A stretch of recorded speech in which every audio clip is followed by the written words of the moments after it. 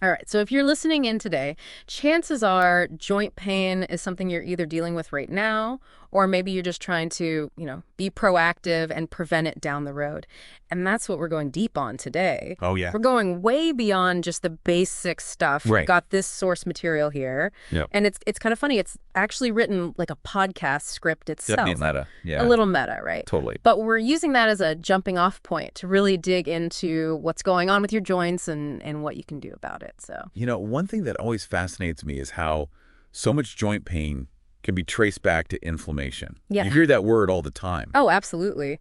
And, a lot of people think inflammation equals bad, like it's automatically a negative thing. But this source is saying that's not really the whole story. Not at all, no. Inflammation, it gets a bad rap, but it's actually a vital part of your body's natural defense system. Think of it like your internal emergency response team. Yeah. So let's say you twist your ankle, right? Your body triggers inflammation to protect and heal that area. So it's kind of like sending in like the firefighters and paramedics. Exactly. That's a great way to think about it. Yeah. It's a necessary process for healing. But here's the thing. Sometimes that response doesn't shut off when it should. Uh-oh. And that's when we get into the territory of chronic inflammation. And that's where things start to get a little dicey for our joints, right? Exactly. So you've got acute inflammation, right? Yeah. Think about that sprained ankle. It's like a short-term security guard. They come in, they do their job, they leave. But chronic inflammation, that's like having that security guard on duty 24/7, even when there's no threat. That constant vigilance. Yeah, and that constant state of alert can actually lead to damage over time. So when we're talking about inflammation in our joints specifically, like how does that actually, like what does it feel like? How does that manifest? Well, you might experience a whole bunch of symptoms. You might see redness, Okay. warmth around the joint. Swelling, of course. And this can make the joint feel stiff, hard to move, especially first thing in the morning when you wake up. Yeah, that morning stiffness. And you know it, right? Oh, yeah. And you might also find that you can't bend or extend the joint as far as you usually can. Your range of motion is limited. And then, of course, there's the pain, which tends to worsen with movement. Oof, yeah, makes sense. So, one thing I really appreciate about this source is that it really emphasizes natural approaches Oh, I love to that. dealing with this stuff, giving people the tools to kind of take control of their own health, wouldn't you say? Absolutely. I mean, one of the most powerful things you can do is adjust your diet. Food can either fuel inflammation or fight it. So let's talk about, fighting it, this whole anti-inflammatory diet concept. What are we looking at in terms of foods? What should people be eating? Well, a great place to start is fatty fish. Okay. So think salmon, mackerel, sardines. They're packed with omega-3 fatty acids. Right. Omega-3, and they have powerful anti-inflammatory properties. Yeah. A lot of people have probably heard of omega-3s and their benefits, but how do they actually work? How do they help with the inflammation? So omega-3s, they actually work by reducing the production of certain chemicals in the body, Okay. chemicals that promote inflammation. So they're kind of calming down the immune system's overzealous response, if you will. Interesting. So it's not just about masking the pain, it's actually getting at the underlying cause of the problem. Yeah. What else should we be adding to our grocery list here? So you want to fill your plate with a rainbow of colorful fruits and vegetables. All right. Berries, Mm-hmm. leafy greens like spinach, kale, Mm-hmm. even sweet potatoes. They're all bursting with antioxidants Love it. and other compounds that can help combat inflammation. I love that visual. Eating the rainbow. It's a lot more fun than just popping a pill, Right. So what about healthy fats? Are all fats created equal when we're talking about inflammation? Not exactly. Some fats, like the ones you find in olive oil, avocados, nuts, those are actually anti-inflammatory. So we're not talking about deprivation here. We're talking about incorporating delicious, satisfying foods. Exactly. I can get behind that. And of course, we can't forget about spices. Oh, right. Yes. Turmeric, ginger, Yeah. Those are big ones. well known for their anti-inflammatory properties. I use those all the time in my cooking, but I've always been a little fuzzy on the actual science behind it. What is it that makes them so good at fighting inflammation? Well, so turmeric, it contains a compound called curcumin. Okay. And curcumin has been shown to be a really potent anti-inflammatory agent. Now, here's a little tip, though. Okay, yeah. Curcumin by itself isn't absorbed very well. But if you combine it with black pepper, which contains piperine, You can significantly boost curcumin's bioavailability. Oh, a nice little tip. Yeah. All right, good to know. All right, so I'm seeing here that the source is also talking about movement, even when you're in pain. And that might seem a little counterintuitive, It right? does. If something hurts, you want to rest it. You would think, yeah. So why is movement important?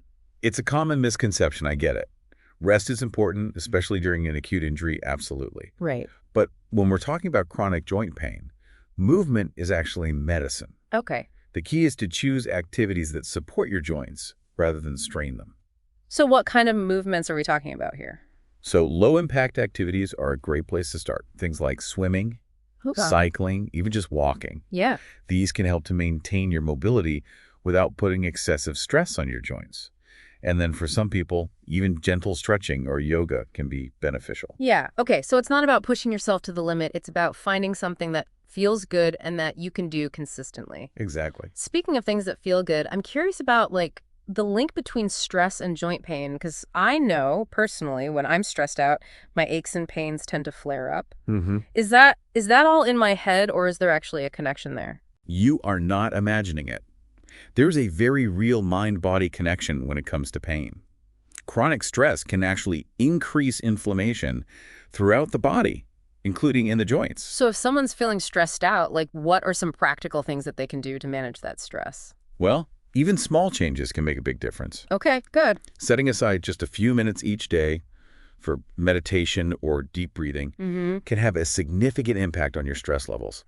And, of course, prioritize sleep.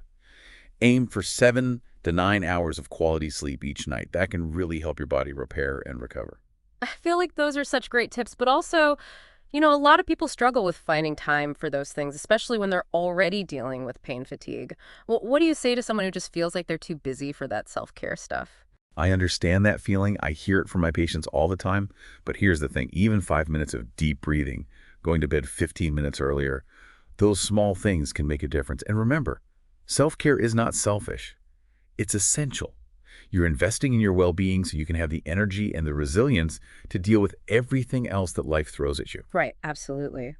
So we've covered a lot of ground already, the role of inflammation, Yeah. anti-inflammatory diet, Mm-hmm. benefits of movement, Right. mind-body connection. What else is there to explore in the world of joint health? Well, there's still plenty to dive into. I know a lot of listeners are probably curious about supplements. And the source does mention a few popular ones. Yeah. So I'm definitely interested in digging into those. Plus, we've got some other key factors that can impact joint health to talk about as well when we come back. All right, so supplements. I know that's something a lot of people are curious about. And the source does mention a few popular ones that are often used for joint pain. Yeah, it seems like there's a supplement for everything these days, but I think it's important to remember that they're not, a magic bullet. Absolutely not. Right. They can be a helpful addition to an overall approach Right. to joint health, Yeah. but they shouldn't be seen as a replacement for a healthy lifestyle. And of course, always a good idea to talk to your doctor Oh, absolutely. before starting any new supplement, especially if you're taking other medications. Always safety first. Yeah. So two of the most commonly used supplements for joint health are glucosamine and chondroitin. They're often taken together. Oh. And the idea is that they can help to rebuild cartilage. And cartilage, that's that cushioning material in our joints, right? That's it. That tends to wear down over time. Yeah. So supplementing with these, it's like giving your body the building blocks it needs to repair that cartilage. That's the theory, yes. The theory. So does the research actually back that up? Well, it's a bit mixed, to be honest. Okay. Some studies show that they can be helpful in reducing pain and improving function in people with osteoarthritis, Okay. while others haven't found any significant benefits. So it seems like individual responses can vary quite a bit. It's a good reminder that what works for one person might not work for another. What about MSM? MSM. Have you heard of that one? Yeah, MSM. Hmm. That stands for methylsulfonylmethane. It's a naturally occurring compound Okay. found in some foods. Huh.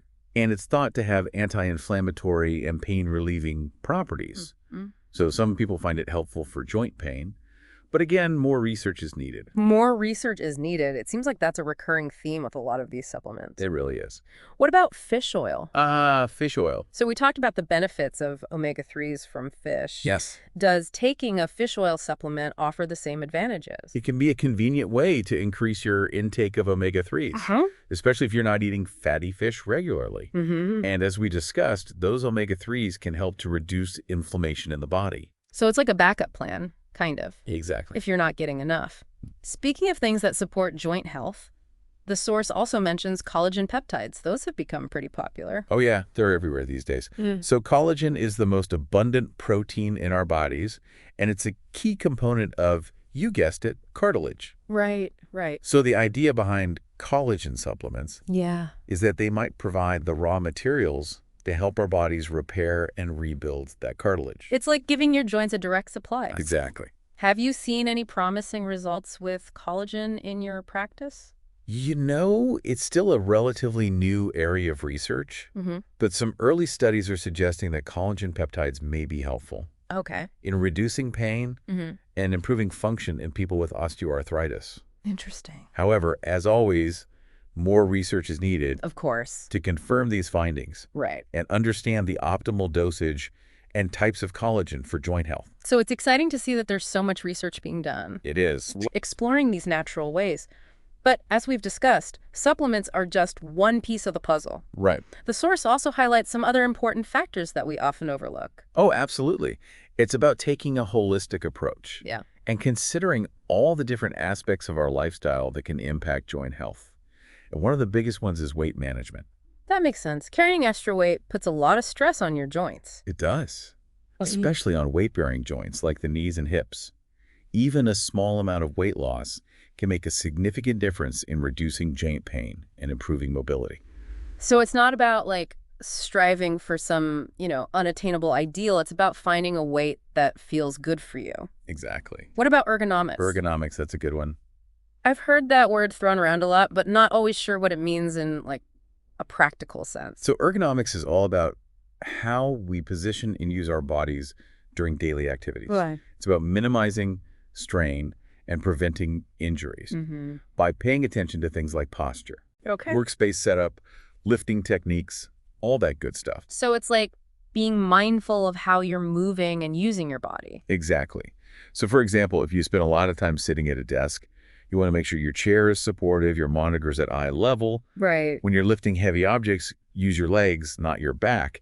These small adjustments can really add up over time. Yeah, it's amazing how much of an impact our daily habits can have. It really is. On our long-term health.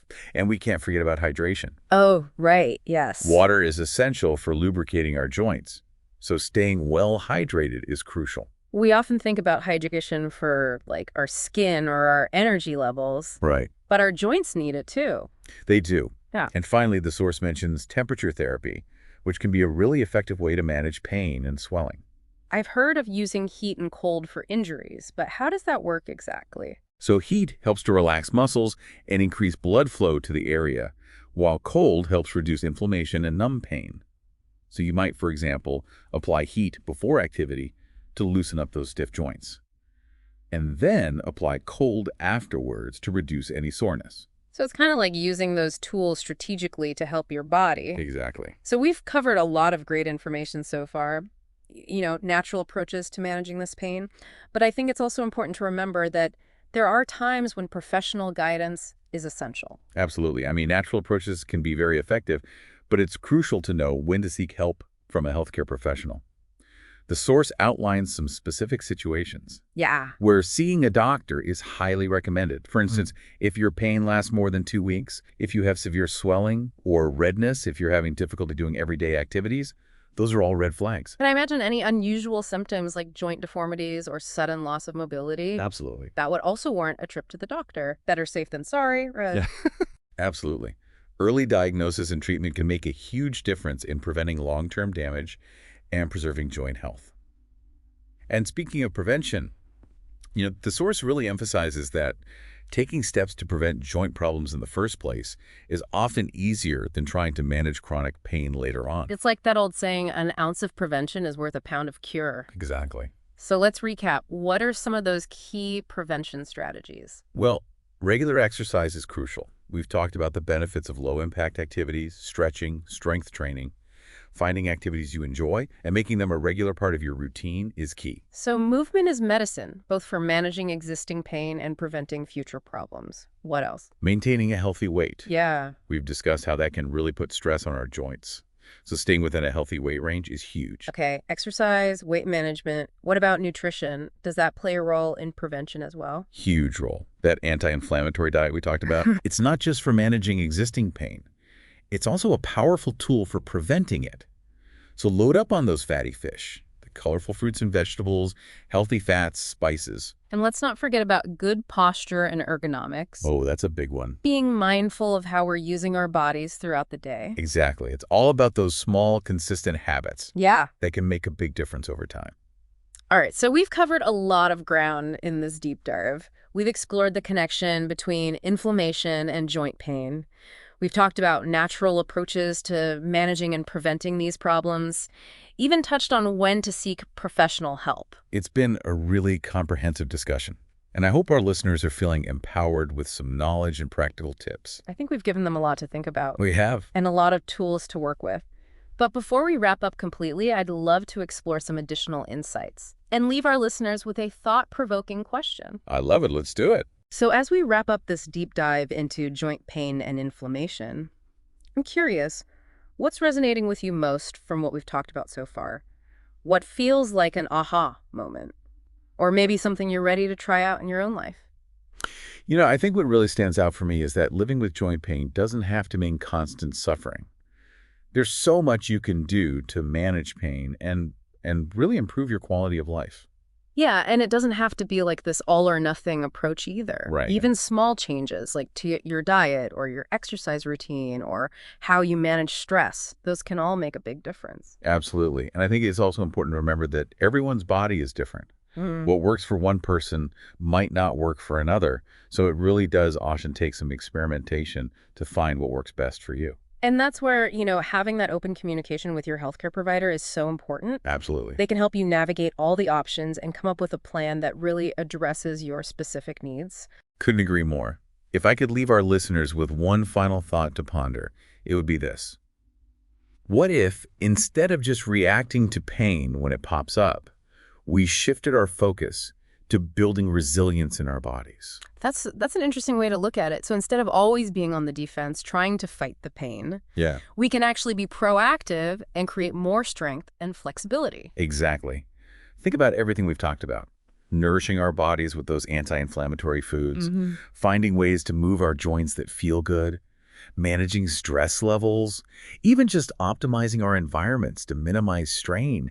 These are all things that can make our bodies more resilient and ultimately less susceptible to pain and injury. It's almost like we're building a foundation Yes. for long-term joint health instead of just, constantly trying to put Band-Aids on the problem. Love that analogy. So it's really about taking ownership of your health and making choices that support those strong, healthy joints. That's what it's all about. Well, this has been an incredibly insightful deep dive, and I really hope our listeners are feeling equipped with, the knowledge and the motivation to take charge of their joint health.